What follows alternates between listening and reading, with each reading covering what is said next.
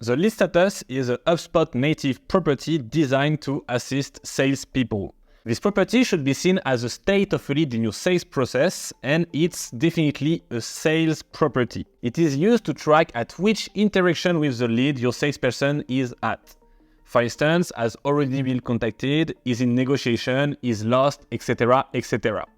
HubSpot offers default values, but it's crucial to rework them to match exactly your sales process.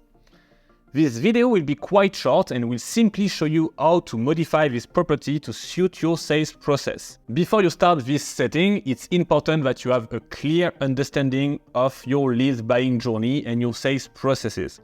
If it's not the case, I invite you to watch a dedicated video in this series, which appears in the top right corner of this screen. So the lead status is a contact property, but can also be a company properties. So we can find it back as well in the company, and we have as well the same values. Depending on how you handle your leads in HubSpot, you will need to set up the corresponding property.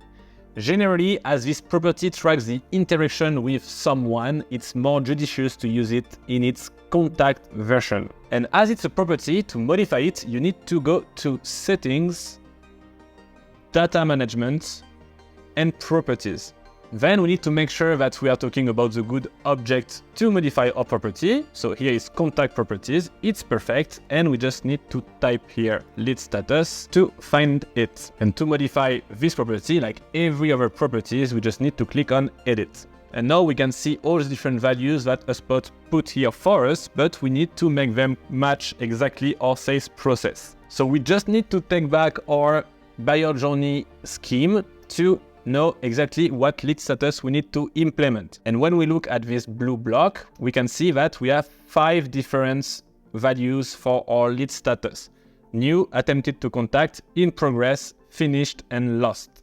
So we just need to take these properties and put them instead of our existing default value. So we notice that we already have new, we already have attempted to contact, so we can just drag and drop over here, and we already have in progress. And now, instead of replacing this value with the new one, we want to create new option because the internal value is fixed and we will not be able to modify it. So to have consistency in our portal, it's better to just erase them and to add 2 more options, which are finished and lost.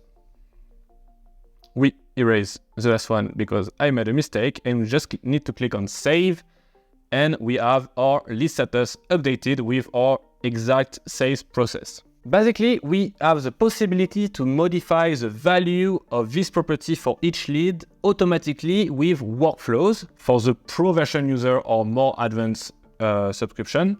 But as they often correspond to call results or communications, the lead status is often manually modified by your sales team directly. However, the result of this property is often used as an automation trigger to update other properties such as lifecycle that we will see in the next video. I hope you enjoy this video. If it's the case, don't forget to put a thumbs up, to subscribe to this channel, and to save this playlist to make sure you don't miss any new chapter of this free training. And don't forget the link in the description below that gives you this free access to all the content of this free training, plus more additional content on how to set up your HubSpot portal in the most efficient way possible. For those who are discovering me through this video, I'm Grégoire, HubSpot expert for more than 7 years now, and I will see you very soon for more HubSpot tips.